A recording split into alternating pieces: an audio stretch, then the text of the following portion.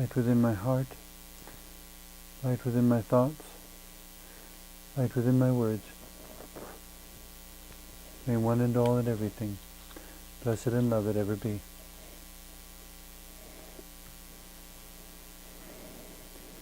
Welcome. I am Sister Who. Today I wanted to offer a few thoughts on the sometimes bewildering and frustrating contrasts that seem to fill life. For those of you familiar with the expression, the elephant in the living room, it's one I seem to use a lot because I seem to observe it in the world around me on so many occasions, where people are acting in a sort of elephant in the living room sort of denial.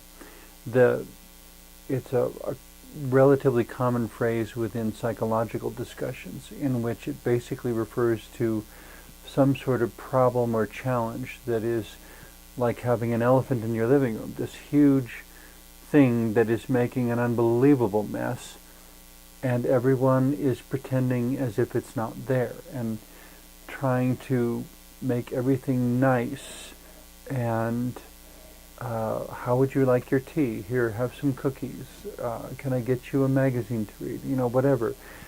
All trying so hard to pretend that the problem isn't there, sometimes because they don't know how to remove an elephant from the living room, sometimes because there's some sort of embarrassment about the fact of having an elephant in the living room, maybe societal shame associated with it, anything that would provoke a negative consequence, I suppose one might say. An example of a real common one, I suppose, might be alcoholism in the family, where someone comes to visit the house and is attempting to address the occurrence of alcoholism within a particular member of the family, and using the metaphor of the elephant, it's as if the visitor to the house is saying, there's an elephant in your living room, it needs to be dealt with, and the person is refusing to acknowledge it, as if saying, elephant? What elephant? I don't see any elephant. Meanwhile, they're tiptoeing around the elephant as if part of them knows it's there, but they're pretending it's not there. But of course, they can't walk through the elephant because the elephant really is real and there, and really is real and present. And so, in trying to deny alcoholism, drug addiction, some sort of obsession, it could be any number of things. It could be excessive church attendance. The point is that it's something that is causing problems that people do not wish to discuss. And so others outside of the situation notice a bunch of people dealing with a problem. And they may even want to help. And they may even have insight and tools and resources that would be helpful.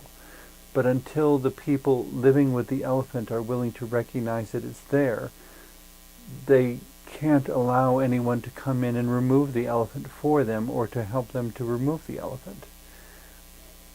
And if someone were to remove the elephant for them, it would still leave this problem of, okay, how do you mentally and emotionally adjust to the fact that you had an elephant living in your living room and the damage that it's done and the various things that need to be repaired now that the elephant is finally gone. But in order to move to any of those proactive measures, the first thing, of course, you have to recognize is that the elephant was there in the first place. To use a different metaphor, it's kind of like the story of the Emperor's New Clothes. This fairy tale I read many, many years ago when I was a child, that a couple, essentially con men, come to this small kingdom and begin talking to the king about being extraordinary clothing designers, and that only the really, really astute and cultured and sophisticated and wise people can even see their clothes, because they're so incredible that people without an adequately developed sense of fashion are totally blind to them. They can't even see them. And so they would pretend that they were holding up a shirt and say, oh, but see the color and the stitching and the design in this. It's fabulous. And the king, not wanting to appear to be one of those who was too unintelligent to see such exalted clothing, or so he played along, or he didn't play along with them, though. He was actually believing them, rather than accusing them of lying to him, of saying, no, there really isn't anything there, and you're going to have to do something more than tell me there's clothes that no one else can see. And it's as if the king bought their lie, began lying to himself, so much so that he actually believed his own lie, that he was wearing this incredible clothing they were designing for him, and they were meanwhile living in the palace and eating the best food and sleeping in royal bed chambers, fit for a king, that the king would entertain foreign dignitaries of state and important people in. And so they're living literally like the king, with the king, in the king's own castle. And it wasn't until the whole story builds to this crescendo where the king decides he wants to show off his new clothing for everyone in the kingdom. He is so proud of this incredible clothing that these two traveling clothing designers have created for him, supposedly.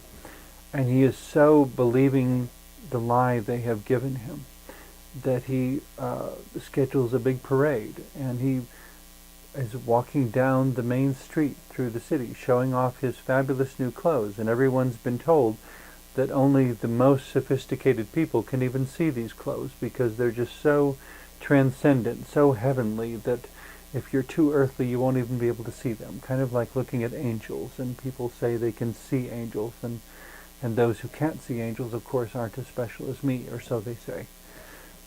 And it leaves us with the question of, well, I understand there are invisible things such as angels, but it's up to each individual to decide, or to decide how to interact, to know if they're really there. There are a great many wonderful things we can't see. I'm not prepared to say they don't exist, but we can't act upon them if they are not something that can be shareable with everybody. If other people can't see them, we can't use them as an authority. If an angel tells you to go to the department store and take whatever you need, because this is God's way of taking care of you, obviously the security guard at the store is going to have an issue with you shoplifting. And you can say, God told me to do it, the angel told me to do it, whoever you want to name. Until God or the angel or somebody can manifest themselves in court or for your defense, there's no way for other people to believe it. And there are probably a great many things that are true, but not provable. And so part of life, part of living in a society, of living in any community, is understanding how to have faith in that which cannot be seen, but accept that others who do not perceive what you perceive cannot act as if they do without lying, without engaging in self-deception. That is, the beginning of all sorts of psychological dysfunction. And I mean, you literally, emotionally, spiritually, psychologically make yourself sick by lying to yourself. And so there are a great many things we can sense that can be empowering, but we have to respect that some things are disclosed only to us individually. We say a prayer and we have a feeling of an answer. Is it false just because we can't prove it? Well, no, not exactly, but you also can't expect someone who has not received that communication, who has not had that sense, who, for them there is no evidence, no sensation, no perception, no nothing. So I would say take the experience in a way that is empowering for you, but understand how it may not be empowering for others, and that you cannot create an expectation of others that it is when it's not. That your experience is empowering to them when your experience is not, in fact, empowering to them. In any case, in the story of the emperor parading his new clothes down the street, the story ends with a little boy along the street basically hollering out, "He's naked. He's not wearing any clothes," which of course is what the con men said is what all the lower, undeveloped, unsophisticated people would say. But somehow in the little boy saying that, according to the story, it somehow managed to wake people up. And they remembered for the first time that they were just pretending. And that just because someone else says they saw it doesn't mean they did. And they remembered to be honest and truthful. And I suspect the two gentlemen either escaped barely with their lives, fled the city because they knew they'd been found out, or they were arrested and dealt with accordingly, or whatever. But the point this comes back to is that juxtaposition of the elephant in the living room, the difficult circumstances, the need for honesty, and that being the little boy who has the courage to say the king is naked when everyone around him was insisting that it wasn't so, and having the courage and the conviction to state his own perception. I suppose in modern academic terms we say, well, he was starting a dialogue, because then of course he could have a discussion with the person next to him about how do you confirm the existence of clothes that cannot be seen. That's a whole other discussion for another time. In a similar sort of way, though, when it comes to the, quote, elephants in the living room, alcoholism, drug addiction, any sort of dysfunctional dynamic, it comes back to being able to say, this is how I know it's a problem. You know, someone didn't show up to work on time 4 days in a row. The last paycheck is gone because it's been spent on alcohol or drugs or whatever the particular addiction is, and your family is financially destitute, not because there isn't enough income, but because it's being spent on the wrong things. I mean, there are concrete, verifiable circumstances that can be brought out, but even then, the person who is most directly living in that home with the elephant needs to be willing to say, like the little boy, yes, I acknowledge I have been pretending, and this is not real. It's perhaps a difficult thing to describe and a difficult thing to prove one way or the other, but for the first 25 years of my life, I thought I was a typical heterosexual man, just like all the other boys and young men around me. And I got to age, when I finally turned 25, 26 years old, there were, and up to then, there were things that seemed anomalous, but nothing ever quite added up. It was after my 26th birthday that I was finally able to look in the mirror and look at the different pieces and finally put the picture together in a way that made sense. And from the most honest place within me to be able to say, I'm not heterosexual, I'm not straight, I'm gay, I'm a homosexual, I'm someone whose affectational orientation, that it's not just about sex, it's about who you fall in love with and who you're attracted to. It's about a whole list of things, about interpersonal interactions. For those who are straight, how do they decide that they are? Well, it's not something you can prove and say, this is it or that is it. My understanding is that there are differences in brains that they can find now when they do an autopsy, but I don't think you should have to be killed to find out what your orientation is.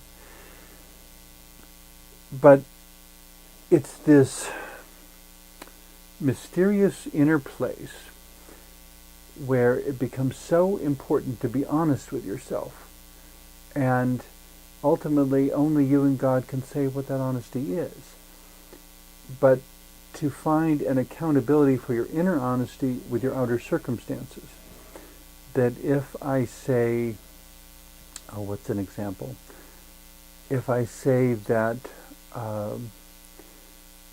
I'm allergic to French fries, and then somebody sees me eating French fries, and I don't experience an allergic reaction. My body doesn't start rebelling and getting sick just because I ate a French fry.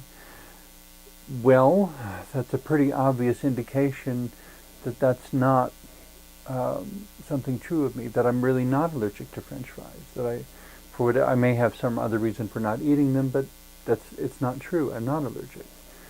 There are different ways allergies are discovered. In the same way, there are different ways that preferences and orientations are discovered. There are, if we had to pick from a spectrum, what's your favorite color? Even without that question, to watch what's happening in someone's life over the course of several years and notice that, every time we go to the store and he reaches for a piece of clothing or a candy wrapper or anything, I always see him reaching for the color orange. And he doesn't even think about what he's doing, he just does it. In a similar sort of way, if we were going to focus the conversation orientation, which we don't have to, but when you see a crowd of beautiful people pass, who are the ones you notice? Who are the ones you feel drawn to? Who are the ones that make you smile? Who are the ones that when they pay attention to you, you suddenly feel like a valuable person? Like that's a real compliment, where if you hear the same words from somebody else, it doesn't really register as anything special. It's inner kinds of knowing, some of which have external correspondences, but some of which don't. And I guess as I'm trying to bring all these different challenges to some sort of focus, that it has to do with unlikely juxtapositions, I suppose. That in finding out, in discovering that I'm gay, it wasn't because I had been around gay people. I did meet gay people, and they helped me to recognize who and what I was, and who and what I am. But I didn't get it from them. If being straight was something that could rub off, I should be straight, because I lived with straight people for the first 18 to 20 years of my life, predominantly, and never saw anything else. And you'd think it would have rubbed off if it was possible, but it didn't. In spite of all that, I had to come to a place of recognizing this is not true for me. But being willing to struggle with all of that, being willing to struggle with the questions, and not to run away from the questions, to say, what if I am? How would I know? And just listen to your heart and listen to your thoughts, and watch yourself and see how you relate to a group or to another person. And whatever combination of intuitions, of hints you begin to find, allow the possibility that maybe it's your subconscious mind or your heart or God telling you more about who and what you are. And then find a way to make that wise and loving and good. Because ultimately, life is not about whether you're gay or straight or trans or bi or whatever. It's about love and kindness and honesty and truth and growth and learning and relationship and doing all the good you can while you're here on earth.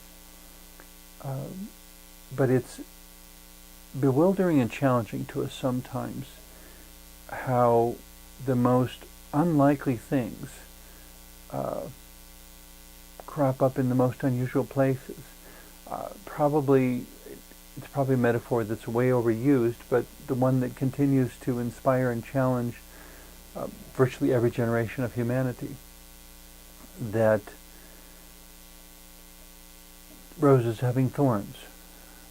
That something that smells so beautiful and is so valued as a symbol of love and is widely cultivated and considered an art of sorts, to grow the best and most beautiful and most fragrant rose. And roses continue to have thorns. And when you buy them in the flower shop, a lot of times the thorns have been cut off because people don't want the flower sellers don't want their customers to be injured by being scratched and bleeding from thorns.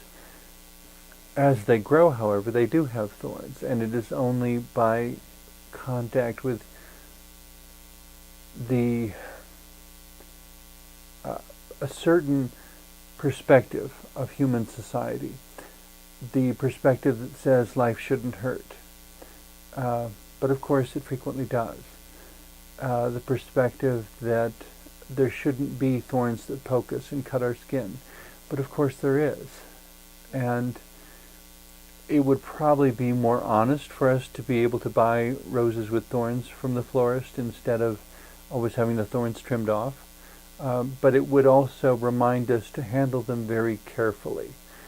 And there are probably a great many things in life that really should be handled much more carefully than they are, but somebody has intervened and cut the thorns off, or put sugar coating over something that's really not very healthy for us, but at least it tastes good then, or patted the sharp corners on something so that we don't feel how sharp it really is. There are times when I joke with some of my friends, because I'm not much of a cook, that I know how vegetables really taste because I don't have enough culinary sense to know how to season them to get anything out of them other than the true flavor of the vegetable. I don't put salt or spices or whatever on most things. But that means I know what the vegetable really tastes like. In most cases it's pretty much okay actually for me, but I guess I've gotten used to it also. But a song I wanted to share with you as we wind up our show here today, a short little song I wrote a number of years ago in thinking about the whole AIDS epidemic and how, for many years the homosexual love, the love between gays and lesbians, was referred to as the love that dared not speak its name. And then the whole AIDS epidemic came on, and it was like we rediscovered what love really meant, that it wasn't just about feeling good, it was about standing by each other in times of difficulty. And in a way, it was the difficulty and the struggle and the not running away from the questions and challenges that brought out that deeper understanding and allowed us to find the better parts of ourselves again.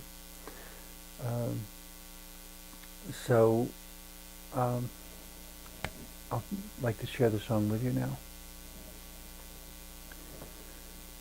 When fear and love were sown together, and there was life as we'd never known, and fear prevailed and love grew stronger, and the rose that bloomed would only bloom in the place of thorns.